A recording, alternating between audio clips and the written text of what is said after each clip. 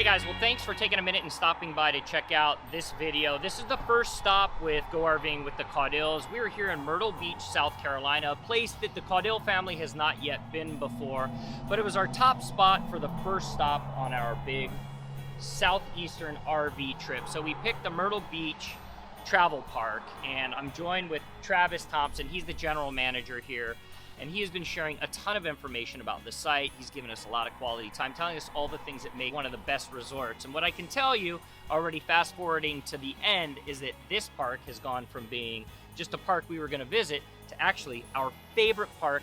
All right, tell us, because we've already fallen in love with it, what makes this park so unique? And for a little bit about yourself, how long have you been here? I've actually been the general manager for about 2 years. This is, though, year 29 for me in RV resorts. So you've been to all of them. I've been in it for a very long time. Most all of them belong to Grand Strand. So you get to vacation every day? Well, most of the time. It's a fantastic job and career for sure. So let's talk about the resort itself, and then we'll talk a little bit about Myrtle Beach as a city. So the resort, there are how many locations, cross between villas, how much beachfront property? Just give us the down low. You know, you got a little over half-mile beachfront property.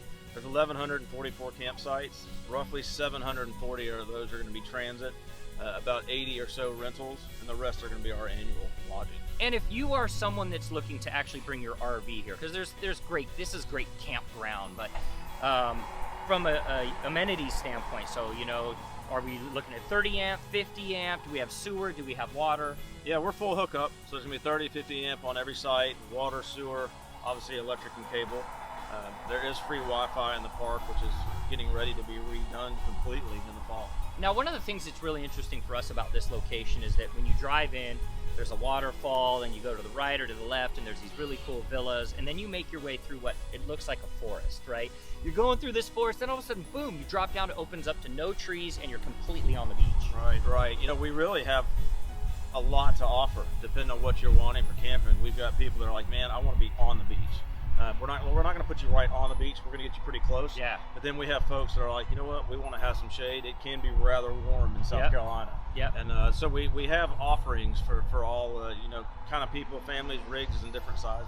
Something that we noticed, and it was kind of interesting, and it was really me. I had my windows open in the RV, and the very first morning that I was here, I could hear the sand, and it was like somebody going through with a cart, like every 30 seconds. Right.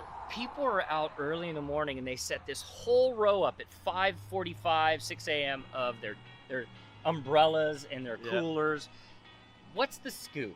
Man, families are jostling for position.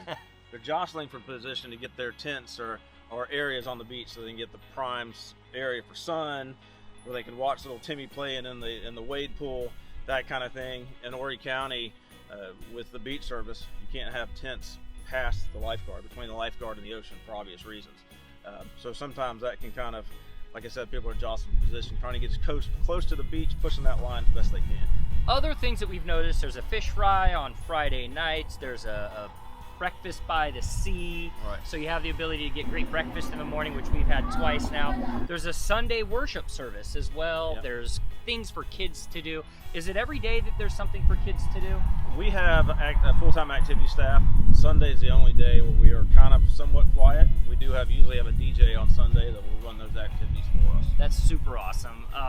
We heard the DJ yesterday by the main pool, right? Yeah. So and the DJ was playing like a mix of older music and then like modern music. So it was funny. You'd be sitting around the pool, and they'd be playing something a little bit older, and then the older folks would be singing. And then they start playing something younger, and then the younger folks would be singing. Younger kids would be singing. So there's a lot of great things here at this park that make it special to us. One is we're down on the sand. And some of the other parks that are on the beach, you're on a concrete pad. Right. And so you feel like you're going to actually be camping. Every one of the locations has a hut over the top of it. So you have that ability to get a little bit of shade, which is great. Is it dog friendly? It is. We are very pet friendly. We realize that dogs and pets are a part of most people's families, and we invite them. Can you fish on the beach? You can fish on the beach. The county does limit the time of day that you can surf fish. Early in the morning, late in the evening, between the hours of 8 and 5:30. It's a no-go during the summer. Can you take your dogs on the beach? You can, and they kind of run very similar. During the off season, after Labor Day until Memorial Day, Pets are allowed on the beach any time of day. During the summer season, you can have dogs on the beach up till about 8 o'clock in the morning and after about 5 in the afternoon. So we got fishing, we got dogs, we've got a pool, we've got a really cool auditorium area, a pavilion, Yeah. we've got an arcade, all of the things. What about general store? We do have a general store, and it's fully stocked. We don't want people leaving when they get here. And believe it or not, most people don't want to leave once they Right. get here. So we've got food items to fishing, bait and tackle, swimmies, bathing suits, you name it. Let's talk a little bit about Myrtle Beach itself, because it's a location, when we travel, we want to enjoy the RV park, and we spend almost all of our time here, but there's always that one night you want to get out, Yeah. right? You want to get out, you get showered up, you get away from the beach, you want to go in town. You know, every economic development program around a city is about driving tourist revenue, right? So this is driving incredible revenue for the city, but also you have the amenities and fun stuff downtown, arcades, places you can go in go-karts, Yeah. but then downtown Ferris wheel. Tell us a little bit about the history of Myrtle Beach. Well, you know, Myrtle Beach was incorporated in 1957, and it was actually named after the wax myrtle, which is a local shrub, kind of a waxy leaf, low-lying shrub in the area. So it really was not much to it for a very long time. Years ago, you could get a lot for about $500, and man, have times changed. It's exploded.